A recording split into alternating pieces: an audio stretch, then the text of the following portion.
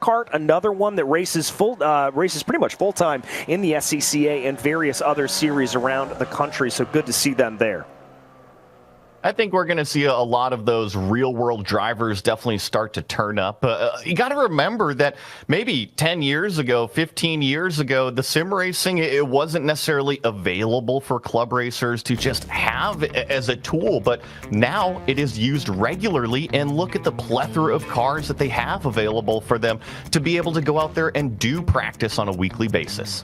All right, we get ready to take to the track here at this point. It is going to be a 35-minute race, 17 incident points in these Formula cars. Probably not going to be as much of a thing, but with the draft being crucial here, Joey, are we going to be in store for a little bit of a pack race, or how do you see this playing out?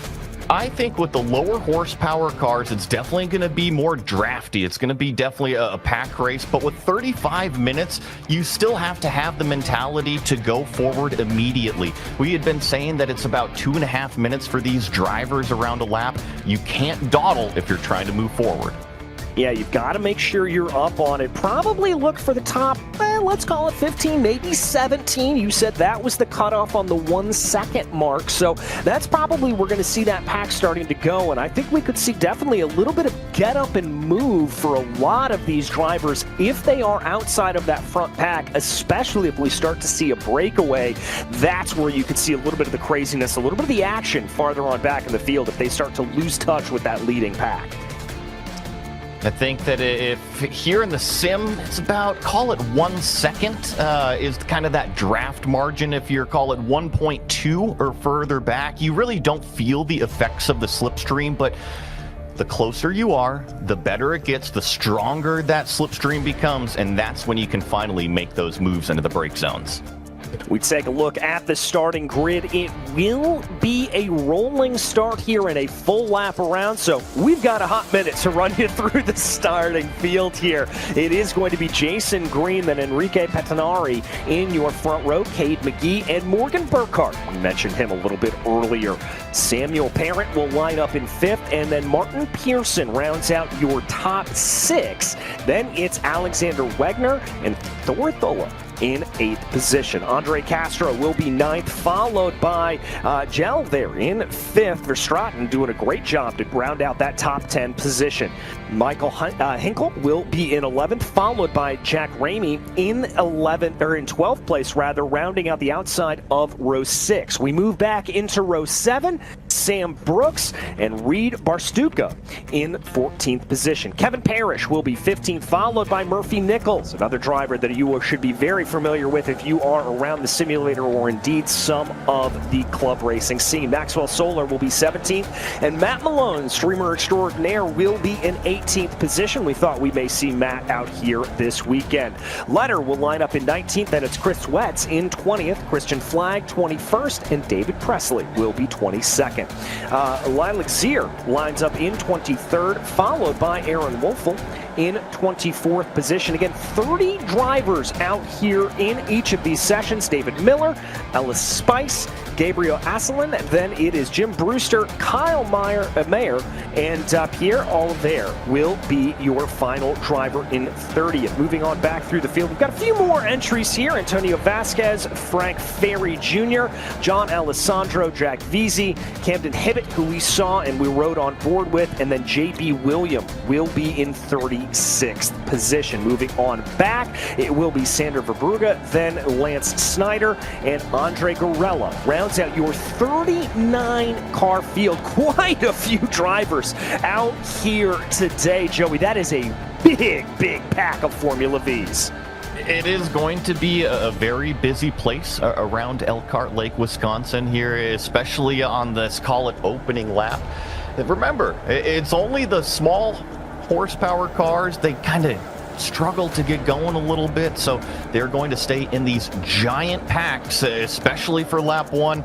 I'm really curious with these cars and the quality of the drivers out here, how long they're going to stay strung out for.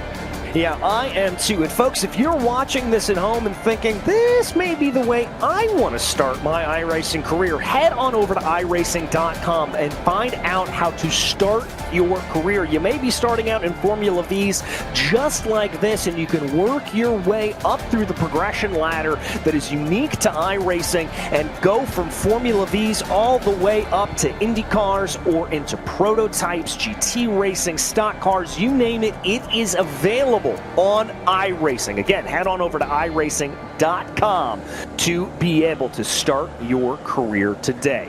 All right, here we come down through the carousel. Everybody's starting to work their way around. Track conditions here, just about as perfect as you could imagine. It's a beautiful day here in virtual Elkhart Lake, Wisconsin. We're not seeing a lot of the, well, stereotypical weaving and back and forth that you normally do in a lot of races. I think drivers just pretty much locked on in. There you can see temperature 66 degrees Fahrenheit, 73 degrees on the track. That wind, though, that's a little higher, although not a lot of downforce to throw these Formula V's off kilter. That's what I was just going to point out, is we don't have the big front wings or rear wings, so that wind doesn't necessarily affect these cars. They're more kind of like a little kite that's glued to the ground, so they don't necessarily get pushed around a whole lot. But I think if I'm looking towards turn number one, I'm really watching, call it the middle of the pack, because that's when a lot of these drivers start to take advantage of trying to maybe get a head start on that green flag. Accordion stack-ups are always an issue with these types of cars. You don't want to end it in tears on lap number one. No, you certainly don't. But, folks, if we mentioned earlier, if you want to start your iRacing career, well, there is no better time to do it. The Black Friday sale is currently going on. You can sign up today and get 50% off if you are a new user, 25% off if you are a returning one. But that is all for the ladder. We are ready to race here at Road America, looking up the hill. It is the first race for the SCCA Runoffs. Jason Green has control of the field. All eyes towards the flag stand as there goes the green. We are racing here in Road America. It looks like a relatively clean getaway. We've got a couple of cars starting to fan themselves out here. A lot of jostling in and around that field. Green leads the way in that green number 13 machine. The number 4 of Pettinari tries to look to the inside. Here we go into turn one. Oh, and then it's so tight through the funnel on exit there. It looks like we're still too wide up at the front with the number 4 and the number 13 car. Seems like Pettinari is finally edging ahead now, and he's going to bring Cade McKee with them. But the exit of turn number 3 here is so crucial. You got to get the drive down the straightaway. Yeah, this is coming down into the Moraine sweep. Pettinari is going to have that advantage. Jason Green shuffled down. You see that second line starting to form. Look at that farther back in the pack. 4, 5 wide as they try to fan themselves out through the Moraine sweep. Now, Joey, here we go. Down into the braking zone. Turn 5. This is the best overtaking opportunity. We're going to go 3 wide. Is that Pearson trying to get a little bit of a line? Contact there. A little bit of a bump up and through the field, but I am impressed with what I have seen. We're going 3, 4 wide down into these corners, and we're keeping it out together. Pettinari holds on to the lead. Wegner now going to be the one who holds on to P2. Up and over turn 6, and we approach turn number 7. This fast right-hand kink as they exit and now plummet down the hill. This is a decent passing opportunity, especially if a competitor kind of messed up that corner before, and seems like the front 5 or so are single file. We head down into the kink for the first time. A very, very long downhill right turn. Yeah, and this is, you're going to have to be feathering the throttle here in these Formula V's, not really able to use any of the downforce that we see in some of the other series. But here they go, Joey, as you said, single file for the majority of the field here, at least in the top area. But there we go, Noah's Ark through the kink, 2 by 2. Pettinari, Wegner, McKee, and Pearson trying to sort themselves out. My goodness gracious. And it's a pack of what looks like 10 V's just trying to kind of sort it out on a pace lap, but we are green flag conditions. Now we've got contact and a couple cars spinning off. Drivers left at Canada Corner on the opening lap. Michael Hinkle, I think one of the drivers involved in that. Looks like Jim Brewster may have also been. As we try to sort things out, here they come through Billy Mitchell-Ben, trying to be able to see what they can do. That's Wegner there in that pink machine. Little bit of a lockup. McGee looking to the inside. The 16 of Pearson in that popcorn position, waiting to see what will fire off. And Morgan Burkhardt, we mentioned him a little bit earlier. He's worked his way up into 5th place here at this point. And now this is what I expected out of Jason Green, or out of Pettinari rather. A lot of shifting and shuffling, a lot of moving around here as they try to break the draft. But here comes Wegner and Pearson along with him. That was a big bump draft, and I'll try to explain it as best I can. If you are the leader out here, you are pushing all of the air. Everybody behind you is just in that wake, able to tow up alongside. So this is going to be a constant back and forth, a peloton, if you will, if you know cycling, where the leader, yeah, they're doing all the work out front. Everybody else has a huge run on you. And here they go. Big group coming on behind. Look at that. A little bit of a breakaway for this lead. This is farther back in the field. This is the 17th position. This is 17th car, excuse me. That's Parrish, Bartuska, Malone, Solar. That second group. Look at this. 3 wide. Thinking about trying to make it 4 wide coming down into turn 5. Let's see what they can do. A little bit of brake smoke up in front. That could distract some of these drivers, but it looks like they get it together, and that's going to be that number 17 machine of Parrish, holding on to it for the moment, although I think Bartuska may have the advantage here as they come up on over turn 6. And then they kind of shuffle into single file here, which I think is incredibly important. They're about 1.2 seconds behind our pack of 10.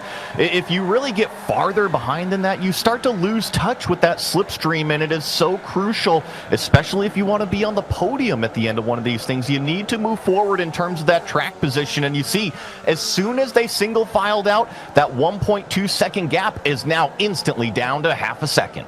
Yeah, you've got to play well with others in order to try to catch back up on the rest of this field. There we look a little bit farther back as they come down into the kink, lining up here at this point. Now, without the downforce and with the lower speeds, you can go 2 wide through the kink, which is a proposition that normally in other cars absolutely scares the pants off of me. Meanwhile, up at the front of the field, there you see a little bit of move by Pearson on Pettinari. That's going to be the lead of the race for Pearson. A little bit aggressive down into Canada corner. We saw contact on the last lap. Looks like that first group is through cleanly. Looks like you got to be aggressive on the brake pedal here at Road America. And speaking of too aggressive on the brake pedal, down on the bottom of the screen is that replay from the opening lap. This is going down into Canada corner. And remember, just one of these cars got in too deep, locked it up, went driver's left, and then it was kind of a chain reaction after that. Yeah, and that was a big hit there, and you can see J.B. William and Jim Brewster involved in that. We check back in on live pictures here. Oh, contact! Oh, my goodness gracious, that's Wegner, one of your leaders, and I think Pettinari also involved in it. That was a giant mistake down the front straightaway here at Road America that took 2 drivers out of that front pack, and you were right. Believe it was Wenger and also Pettinari. The draft games are abundant here, and you do have to push, you do have to bump draft, but they do not have bumpers on these cars. If you do not line it up perfectly, if you do not have cooperation between competitors, oh my goodness, you saw what can happen. Exactly. You've got to make sure you're perfectly square if you're going to go for that bump draft. Meanwhile, that driver that you just saw made that move, that was Morgan Burkhardt. But that is Martin Pearson saying, not so fast, my friend. Also keep an eye here. Andre Castro going to make this 3 wide. That is that yellow number 1 machine, the yellow and red, that now pulls off to driver's left as they come down into turn 5. Trying to be able to sort themselves out here. Burkhardt in the number 2 machine, pushing his way forward. Pearson there holding on to the outside. Pearson, oh, contact there behind. I saw a Formula Vees spun around in the background, but right now it's Pearson and Burkhardt side by side through turn 6. I think it might have been maybe David Presley that had a little bit of issue back there in turn 5. Got another replay at the bottom of the screen here. This is what happened on the front straightaway between our second and third place runners, and it was not a bump draft gone wrong. I think it was the number 6 car trying to draft up alongside and just simply a defensive move from the number 4. I don't know who initiated the contact, but a little bit of frustrating to see. Yeah, a little bit frustrating. I mean, those were 2 of our big heavy hitters here. Now, hopefully for them, they're going to be able to work their way back up through the field. We did not see them have any visible damage on the car. Hopefully they'll be able to keep fighting. Here we go, the number 13 machine on your screen. That is the green of Jason Green, your pole sitter here, as he tries to fight his way back up through the field. He's been shuffled down. Meanwhile, at the front, Andre Castro does lead. A little bit of move down to the inside there. That's going to be the number 16 of Pearson. Welcome back up to the top of the pops. Pearson gets the move on Castro. Burkhardt and Verstraeten holding on behind there. And let's also count Cade McGee into that mix. And that blue machine, he's kind of right involved in it. 3 wide farther back through the field as they go through Billy Mitchell Bend. I'm actually going to echo your point and expand on it, DJ, because I see a train of 17 cars that are separated by less than, call it, half a second apiece. We've got more draft games up the front straightaway. That's Andre Castro getting passed by Morgan Burkhardt. But I want to point out, these cars at the front, they're doing about 95, 97 miles an hour at the end of the straightaway as we're 3 wide. These cars that are a little bit further back, they're doing 101, 102, 103 miles an hour. So they've got nearly 7 miles an hour of closing speed using the slipstream. And that is the kind of thing you have to figure out. And as you saw coming onto that front straightaway, some drivers backing off a little bit, thinking about trying to make that move, looking particularly at Martuska there in the number 21 machine. I saw him think about a little bit of a move. Oh, car off to the outside. I don't know if that was contact. Looks like Samuel Parent, maybe Jack Veazey both getting involved in that. Meanwhile, up at the front of the field, Pearson with the most substantial lead we've seen here in this race thus far, about 0.3 of a second over Burkhardt, but that is starting to tumble as they get up to speed. So it's headed down into turn number 5. Let's see who's the latest on the brakes. You see all that exhaust smoke puffing out, and there was contact again at the front of the field. I believe that was Bartuska and Brooks getting knocked out there at turn number 5. And let me tell you, even further back in the pack, it was dominoes because they were racing so close middle of the field, and then they had to dodge those cars at turn number 5. Oh man, it was just like dominoes. It really was, and that's what can happen here, especially in these momentum-based cars, as we were talking about earlier, Joey. You try to carry that momentum through the corner, there's not as much downforce to allow you to change on a dime, and sometimes you can't really change the line, and you're headed right to the scene of the crash. You got to make those split-second decisions, and that oftentimes kind of what separates the good racing car drivers from the great racing car drivers is we see this 3-car breakaway. Now, I'm very interested in this right here, DJ, because can 3 cars work together to kind of pull themselves away from the hungry wolves behind, or is just the slipstream too powerful and they'll get hunted down? Well, Verstraeten and McKee, who are 4th and 5th behind this pack, they were about a full second back as they went in through the kink. It looked like they've been able to gain a little bit, and now they're gaining a whole lot. So it looks like we've got a 5-car breakaway. Matt Malone leading the other group here at this point, so we're going to have to see if Matt's able to close this down. Meanwhile, it's Pearson, Burkhardt, Castro, Verstraeten, and McGee, that top 5. Wide run there for Burkhardt. That's going to open up the door here for Castro. All right, side by side down the front straightaway. Let's take a look at this replay, Joey. This is coming down into turn 5. Yeah, on the bottom of the screen, you see the 2 cars spun around, and then here comes the rest of the pack entering turn number 5. They see all the tire smoke. They see cars just scattered about, and I mentioned dominoes. That's more like a minefield that I see down there at turn 5. And you see the 1 car spinning and tumbling there. That is never what you want to see, and we do have a couple of cars that have looking like that they are a couple of laps down here. Castro, though, up at the front of the field, kind of willing to be a bit of a lone wolf. That's the only car that we've seen really be aggressive, pulling off to the inside multiple times. Now that's going to flip over, and the 12 there are going to be the one that is doing that. They're going to try to see what they can do, but got to be a little bit careful with those moves. You don't want to be caught out here. Now, this isn't quite like a super speedway race where you can kind of be caught in the sucker hole, but nevertheless, you got to be careful. Although it's working here for Castro. He's up at the front of the field. I also feel like, especially at the front, as we check in on our battle for what is 16th place, Jim Brewster leading this pack right here. You wonder how many cards are still being held in the pocket right now. Are these drivers really showing everything that they've got in terms of aggressive moves on braking, or can they throw it into this corner, turn number 6, and slide up to the exit and still have that power drive off that they can kind of take away the racing line? I wonder how much is being put out there in terms of those play calls and what's being held for, call it, the final 2 laps. Yeah, I mean, that's the thing, that at some point in this race, we are about 15 minutes down, call it 14 minutes down. They are going to do that, and you're going to have to start counting back. But we now ride on board with the 5th place car of Verstraeten, and he's got the bird's eye view of this entire situation in front of him. McKee, Castro, Pearson, and Burkhardt all duking it out. Indeed, Burkhardt, Pearson, and Castro look like they're thinking about 3 wide. What can you do in this kind of position, Joey? What can you make out of this molehill? I mean, if I'm the driver of the 32 right here, you just have to be patient and kind of pick your gaps where you see fit. Don't be overly aggressive, because if you go barging in there, remember, these are open wheel cars. Yes, we have seen some contact where cars bounce off and keep going, but they're still relatively fragile. We don't have bumpers on this thing, so you don't want to go slamming into a competitor. And when they go 3 wide on the straightaway, DJ, there's really not many places that you can physically put the car, so put yourself in a position that you can take advantage, but don't put yourself so deep in the mud that you can't climb out of a bad situation.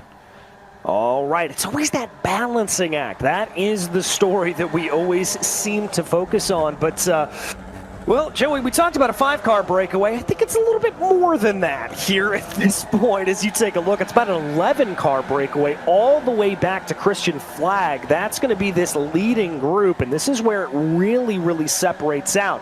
Matt Malone, by the way, has cycled his way up to the front of the field. He is your biggest mover in this race, up 17 spots. Kudos here to Matt. You took the words right out of my mouth. He made the move on the front straightaway for first place position. He started way back there in 18th, so maybe Matt didn't have the best qualifying session, and he's kind of running away down this straightaway right now. Everybody else utilizing that slipstream that he's punching a hole in the air. He goes defensive on the inside of the racetrack. He says, I want to keep the clean air. I don't want anybody in my visor. I want to control this race from the front. But what a move from Castro around the outside. Castro's aggression here is really, really impressive. He's not necessarily being dirty with his moves. He's not being overly aggressive, but he is asserting himself in such a way to say, no, I want this lead, and I'm very, very impressed with that number 1 car. And by the way, we should note, if you are curious where these drivers rank in terms of their iRating, in terms of their rankings on the service, because this is a session such as this, we'll see it designated by those numbers. So the higher the number, or the lower the number, the better that they are, the more experience they have. Here's number 13. This is Jason Green running back in 10th position. You see that big peloton in front of him. You see some drivers starting to poke out of line, but coming down through the sweep right now, got to be a little bit careful. Time this out. It's almost like you're racing on an oval in terms of trying to time out that run. You also have to be a little bit weary about everybody in front. Make sure that there's not going to be any jostling into the brake zone. Don't let that smoke fool you here in these Formula Vees. They definitely put out quite a bit of exhaust smoke, especially when you're off throttle doing those downshifts. That's what puts out those big puffs. Those are not lockups from the cars in front. So that can be, or I should say, take a little while to kind of get used to as a driver, to ignore all of that. But It is tight racing back here. Like you said, Jason Green sitting in the 10th place and just being really patient, leaving enough gap in front of him, but still being pulled along in the slipstream. We head up and check out a driver who is no stranger to SCCA Racing. As we mentioned earlier, that's Morgan Burkhart there in 4th position. Morgan has been really plying his trade over the past couple of years in the SCCA. He is Virginia's region driver, and he is working his way forward. He has been constantly in this battle up at the front of the field, and kind of as opposed to Castro, who's asserted himself earlier on, Joey, Morgan's kind of taking a wait-and-see approach. He's been aggressive when he needs to, but for the most part, he's just holding back and waiting for the final half of this race, I feel like. A lot of these drivers do have real-world experience in these types of cars, or at least very, very similar cars. And like you said, Morgan is one of those drivers. I'm sure he's putting a lot of that real-world knowledge to use right now. Use the slipstream and see if he pushes our leader, Castro. He just gets right up to that gearbox right there, doesn't make any sort of contact, but puts his car right on the inside line to kind of dissuade anybody else from trying to make a move up the inside, and then tries to put the power down. So when I watch Morgan Burkhart, it seems like he's aware of where he needs to place his car for racecraft, and that's definitely apparent from his real-world racing. Yeah, it certainly is. And Kevin Parrish, by the way, up to the front of the field for the first time. And folks, if you're watching at home, you like what you see, head on over to iRacing.com. Take advantage of that Black Friday deal available through December 2nd. It gets 50% off all new memberships and 25% off early renewals. You definitely want to check that out, because this could be you come next year up at the front of this field with the likes of Kevin Parrish and Martin Pearson. And got to give credit there. Parrish, kind of like Matt Malone, he's up 13 spots, really worked his way through the field. Maxwell Solar, another driver that has been able to bring their way forward up multiple spots. Let's also give some credit to Chris Wetz, another driver who has been able to work his way forward. And that is just how close this gets. Look at that, Joey. That's that bump draft in action. And this is coming down to Canada Corner. They're all going to jump on the brakes right here. Try to get that thing stopped and through the corner. Now, this is the dilemma that the drivers are having. We've been talking about the toe. We've been talking about the slipstream, how it almost races like an oval out here. The slipstream is more powerful than bump drafting. So let's say if you have a buddy and you're trying to work together and bump drafting your way up through these straightaways, you're actually kind of on a losing end of things, because the slipstream is more powerful than working together. So what do you do if you've made a plan to work with a buddy, but it's not the right execution on the strategy? What you don't want to do is have that little almost coming together that we saw farther back in the field. That's around Pearson, Burkhart, Parrish, Solar, McKee, as they try to fan themselves out. Castro up at the front of the field, he's got a gap of about 0.4 of a second, so he'll be able to pull away. Contact there. I think that was Solar getting a little bit sideways as they came through the corner. Contact with Pearson. Both drivers able to catch it, but never want to be going wheel to wheel here in an open wheel car like that. It was kind of that dilemma that I was talking about, that Solar was just a huge run of steam down the front straightaway because he was using the draft, went 3 wide and pretty much passed 5 or 6 cars just utilizing that. And now he's stuck behind, I believe it's Morgan Burkhart here, so he can't do that. He's just kind of got to lift off of the gas to avoid running into the car in front, and they are all stacked up going into turn number 5. It almost looks like a pace lap out there. It kind of does, run a 2x2 Noah's Ark, as we would say, down into turn 5. But these drivers got to be a little bit careful here, because look at that gap on the timing tower. It's 1.6 for Andre Castro. That's starting to creep its way out of draft range. So his last time, a 249.4. I'm talking about our leader. Morgan Burkhart, who's in second place, a 249.7. Pearson, a 250.0. So yeah, I want to kind of expand on that statement that if they don't get their act together, it could be Andre Castro running away. However, on the other side of that sword, if you can organize the peloton, remember how effective that slipstream is, you can leapfrog on those straightaways. Yeah, and surprisingly, we actually saw a little bit of chatter from farther back in the field trying to work that peloton together to jump their way forward. So there is some communication that's going on here among the drivers, trying to state and trying to catch back up to this field. Now, I've got to ask you, normally the traditional thinking is going side by side like we just saw with Parrish and Pearson and McKee and Burkhardt. That's not going to be the fastest way to get around the track. Do they need to be doing more of what we're seeing now with Parrish and Pearson just running in that single file order? It's always amusing to try to listen to the drivers organize bump drafting because they all have the best intent, but then they all just do whatever the heck they want to out there. They're all just trying to fight for themselves in terms of the track position. So I think when we're talking about the leapfrog here at Road America, I think it actually has to be 2 or maybe even 3 cars deep, because you see right here with 3 wide, this was a situation that they were single file exiting the final corner, and it's actually that 3rd car in line that's able to leapfrog all the way out in front. So that kind of adds to that equation right there of how do you organize that. Yeah, and sometimes you just have to do it the old-fashioned way. I mean, you got to do it kind of instinctively. And I will say this, we haven't seen chatter out of the front part of this field. So I think they're just kind of doing this the way that they feel. But look at that gap for Andre Castro. It's up to 2 seconds. That's a great camera shot there to be able to show us what that is and what that gap is starting to look like. Castro, he's boogieing. He is, and I mean, it's even up to 2.2 seconds now, so it's getting to be tough, and they are trying to work this slipstream back here. It's going to be Pearson leading the group down into turn number 5 with Parrish sitting in that, call it, 2nd place position of this running group. 3rd place actually on track as we take a shot from the nose cam here of Morgan Burkhardt up over the hill here at turn number 6. Always one of the trickiest corners, especially on entry. It's so blind over the crest here, and thankfully with these V cars, it is just flat out through turn 7 and start to head down the hill.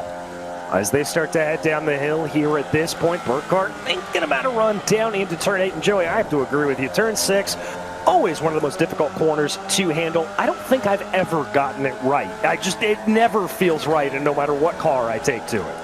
It's so tough visually, especially on the front half of it, right? And not only that, most of the time in most cars, you have to actually lift off of the gas and get on the brake. So you're dealing a lot with the vehicle dynamics in that specific section. This is going to get a little spicy here through the kink, 2 wide, but seems like it was pretty well organized. Pearson was way off to the left side of the road, and now it does seem like they're not necessarily fighting each other on the straightaway, but you got to get organized into this brake zone. That's where you can lose some time. Yeah, you've got to try to hold that together. There they go. Thinking about a little bit of a move there. I think that may have been Solar trying to think about it going a little bit sideways. And McKee's going to try to close on in. Burkhardt trying to keep this on lock, though. We tick down under 10 minutes to go as we get moving along here. Again, that little bit of brake smoke getting kicked up here as you start to downshift. Joe, you mentioned that's nothing to really worry about. In single file here, that's something we haven't been able to say for a hot minute in this field. And of course, there they go, a little bit of a side-by-side action. Well, and they are trying to be patient with it. I'll give them credit out here. They're trying to be patient with it. I think it was Pearson who waited to really finally make that pop-out move up until the start-finish line that he could actually make it down into turn number 1. So when we crossed start-finish last time, Castro was about 2.2 seconds ahead. This time, it's only about 1.8 seconds. So this group is making headway, even though it's a little bit. Well, and remember, they theoretically really only need to take out about that 0.9 of a second. If they're able to bring that down to around that second, you talked about, Joey, that's that effective draft range, and when that comes into play, they're going to be able to catch Andre Castro hand over fist. Correct, and that's exactly what they need to do is they kind of carrot out there in front of them. As soon as you get to that draft range, things start to get a little bit easier, and it's not like you can drive slower, just your lap time seems to get a little bit better. All right, they're going to keep working their way ahead right now. Going to take a look at this replay. This is coming down, or coming up, the start-finish straightaway, rather. This is the second pack that we saw. Went down into turn one. Ooh, I didn't see that in the back of the screen there. That's the number 32 getting a little bit out of shape there. And that just looked like, kind of like we saw earlier in the race, Joey. Just a miscommunication and a draft gone wrong. Remember, these cars do not have bumpers. They do not have a front wing. They do not have diffusers on the back end. It is extremely tough to bump draft, and unless you know exactly where that nose cone is up against that gearbox of the competitor, it can cause a lot of instability on the front straight, or I should say on any straightaway. It's got to be organized, and if it's not, it can be a little bit tough out there. That's why you usually don't see too much bump drafting in open wheel cars. No, it's normally relatively frowned upon, but what's not frowned upon is side-by-side battles coming down into Canada corner. Looks like Solar's going to be able to hold that one out for the moment over Pearson. Parrish and Burkhardt still trying to sort themselves out a little bit. McKee also trying to get involved there as they come up and over Billy Mitchell Bend. And now as we cross through the final corner, under 7 minutes to go, is this the point in the race where if you're the likes of Maxwell, Solar, Martin, Pearson, you start thinking maybe that P1 is out of touch and this is now a battle for P2?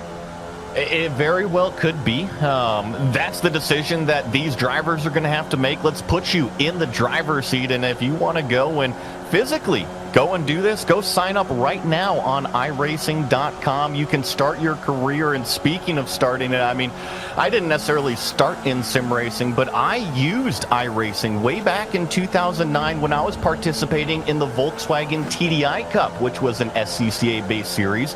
The Volkswagen TDI here in iRacing, I used it going to VIR. I used it going to all these tracks to get prepared out there, and that's what you can physically do. Go sign up right now. Put yourself in the driver's seat.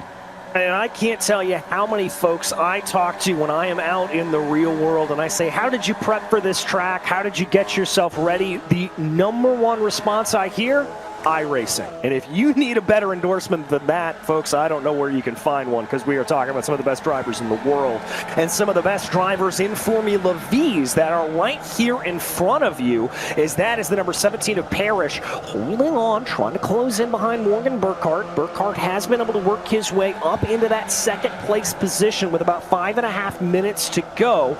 Andre Castro is that car you see up at the front. He's now got a gap of about 2.5, call it 2.4 seconds, and he's been able to hold that out. So Castro looks like he's really in an island unto himself. This is his own fight. He's just got to keep it on the black stuff. Everybody else, this is a battle for P2. I'm going to get a little bit nerdy here with the sim racing side of things. I think that Castro is sitting in a very, very good position. You saw the number one on his car. He's got the highest I rating in here. So if you're looking for somebody to call it turn off the mirrors and just do laps at 10 out of 10, qualifying laps, I'd be looking at Andre Castro. And in fact, that last lap from him was his fastest. Yeah, that was a 2:48.234 the last time around for him. Although I want to give credit, Ellis Spice holds the fastest lap of the race with a 2:47.939. Spice back in 13th position. I'm guessing that worked out pretty well with the draft, and that's what allowed him to get that. Martin Pearson has worked his way back up into P2, and Matt Malone up 15 positions now, up into P3. Kevin Parrish, another one, up 11. They work their way down into the corner. Solar a little bit off the line there, but going to be able to gather things back up through that final corner. And that's another tricky one on this track here, Joey. Always kind of hard to spot your apex through it, but so crucial to carry as much momentum through there as possible, because it sets up for what we're seeing on the screen, the battle and the draft fight down the main straight. And here these silly sim racers are again trying to bump draft when they know that the slipstream is more powerful. You gotta organize that peloton and Trust me, I know about bump drafting. I grew up a spec Miata racer, and if what you're doing is not working, you do have to pivot. You do have to call an audible out there. So you just have to figure out what's going to be the fastest way. Sometimes it can be a little bit difficult when you've got the helmet on and you are the competitor to physically call it. Remove yourself from the car and see what's the fastest. But to your point, DJ, I think Castro's gone. This is a race for second place.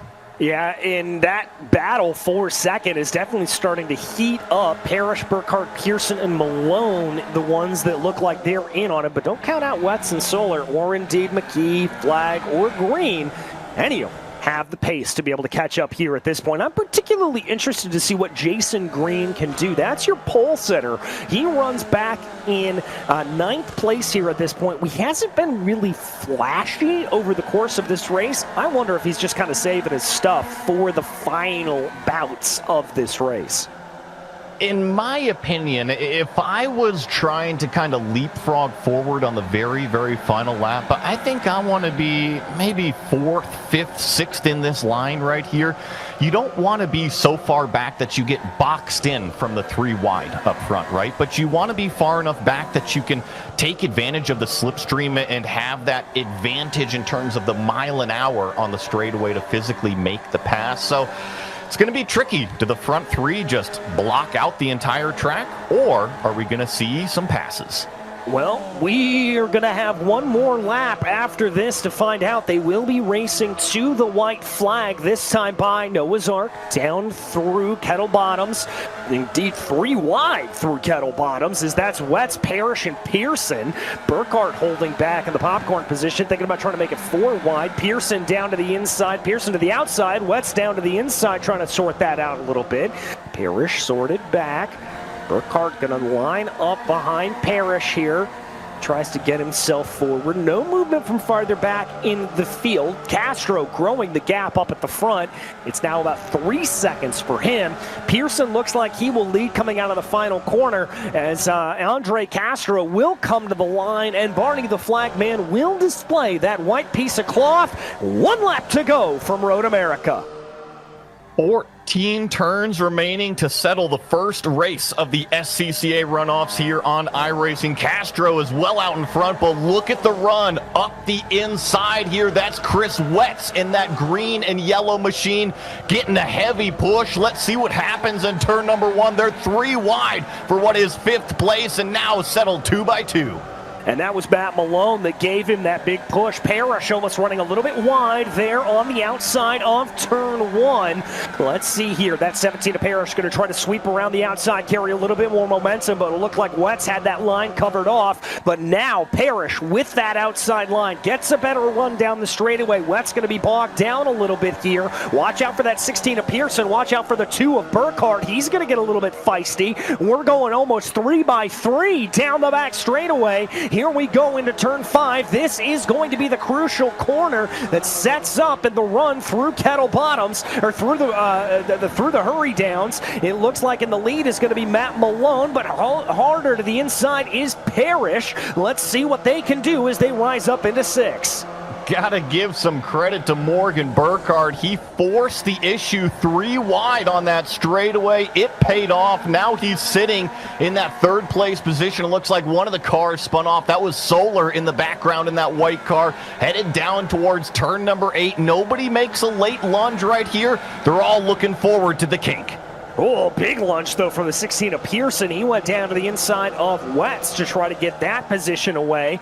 Kink now the logical place. It looks like the top 3 have separated out a little bit. Malone, Burkhardt, and Parrish. 2nd, 3rd, and 4th. McKee putting some pressure onto the back of Parrish. That could be where the move develops. Interesting move there from Matt Malone, coming out of the carousel, immediately diving to the inside and trying to cut that off. Here comes Burkhardt down to the inside of Parrish. It's going to be side by side. Malone still holds on to 2nd position, but this is going to get a little bit feisty coming down into Canada corner. This is a big accordion effect, and Malone is stacking them up on the inside. That's Parrish on the outside. Who's latest on the brakes in Canada corner? Malone with a huge lunge, but it's going to be Parrish taking the Darlington line around the outside. He's going to roll the high line. Wetz is going to try to follow him on through here at this point. It's a little jammed up in the works as they try to get their way back around. It looks like here Parrish is going to hold the advantage, but Wetz is trying to push ahead. None of that is going to matter to your leader, Andre Castro, as he rises over the crest of the hill for the final time, weaves back and forth as is in dominant fashion. Andre Castro will win the Formula V running of the SCCA Runoffs. Meanwhile, farther back, it's a photo finish. It's Parrish, Pearson, and Burkhardt. Second, third, and fourth. No, it's been moved around. It's Wetz, Malone, and Parrish. My goodness gracious. Let me tell you, folks, that was one of the closest finishes I've ever seen in iRacing. It was 3 wide with bump drafting each other up over the line. Like you heard DJ say, it was Chris Wetz and Matt Malone rounding out the podium. I think I see only 5 1,000ths of a second separating second and third. Race fans, you can't blink your eyes that fast. That is how close that is. 5,000ths of a second. Absolutely remarkable. And this is the kind of show that you could expect from these Formula Vs here at Road America. Oh my goodness, that was a race. I mean, what a way to kick off the SCCA Runoffs here on iRacing. We're going to have this type of racing all day long, and these Formula Vs, I think, proved why drivers love to race them. They are a driver's car, to be sure. Absolutely remarkable stuff. And folks, if you like what you see, keep on watching throughout the rest of the day. We've got more of this racing action to go all day long. It is not stopping, and it is going to be incredible, but massive congratulations to Andre Castro. Joey, we talked early on about how this was going to be a race where you had to position yourself and try to set yourself up. Well, Andre Castro set himself up perfectly. He just did it about 15 minutes earlier than we thought anybody was going to have to. He took advantage of the opportunity that was arisen for him, and he seized it. He was able to break the slipstream, and look what happened. You put the highest I-rating driver out front, and he turned qualifying laps to get that win. Massive credit as well to Chris Wetz and Matt Malone, your other podium sitters. They are up 18 and 15 spots respectively. Kevin Parrish, 4th place, also up 11. 5th place was Martin Pearson. Then Morgan Burkhardt came home in 6th. Cade McKee, Christian Flagg, Jason Green, and Max Stoller round out your top 10. Stoller had that spin that we saw coming up and over turn 6, dropping him down the order. This was farther back in the field. We didn't get to see a whole lot of these battles, but it was still very fierce nonetheless. Gabriel Asselin was in 11th, followed by Jim Brewster, then J.B. William, Reed Bartuska, Pierre Oliver de Viveros, then Alice Spice, Andrea Garella, Samuel Parent, Frank Ferry Jr., and John Alessandro rounding out your top 20. As we move on back through the field, this is where we have another little group of cars that were fighting with each other the whole race. Sander Verbrugge right there on par with them. Then we move back into another group. This was Kyle Meyer and Michael Hinkle. They were in a tight battle together. Then David Presley, Parvinder Letter, then Antonio Vasquez, Verstraeten, Ramey, Nichols, and Miller rounding out your top 10, or top 30 rather. As we move back into the final part of the field, some of these drivers had a little bit of a bad day. Zier, Wolfel, Snyder, and then these are the drivers that unfortunately had a DNF on the day. Patinari, Wegner, Brooks, Veazey, Hibbett, and Thor Thola to round out your 39-car field. Well, race fans, that's going to wrap up this part of it, but make sure to stay with us because we've got more of the SCCA Runoffs running the rest of the day. Next up, Spec Racer 4. Joey, I can't wait for that one. It's going to be a ton of fun. It's going to be a very similar style of race to what we just saw with the Formula Vs here with the highlight package. Lots of pack racing, lots of drafting. It's going to be another low horsepower, driver-oriented race. Yeah, you're really going to have to be up on the wheels on this, and those cars do have a little bit of fenders, so we may see a little bit more, less sketchy bump drafting, but we'll have to see. Again, these Formula Vs, though, putting on an absolutely spectacular display. Got a couple of comings together. There was the big one down into Canada corner. Not necessarily what you wanted to see, but the battle up at the front of the field through the first half of this race, absolutely spectacular. There we saw two very early drivers taken out early on. I thought they were going to be in consideration a lot more than they were. But then as Andre Castro started to break away, the battle for P2 just absolutely fired off.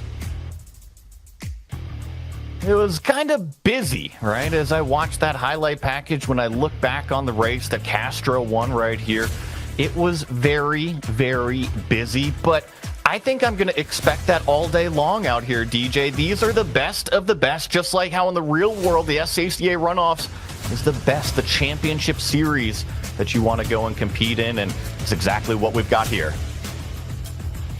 Absolutely incredible, and thanks again to Andre Castro, or congratulations again to Andre Castro for taking the victory here today. We're going to take a quick break here on iRacing, but stick with us, folks. We'll be right back.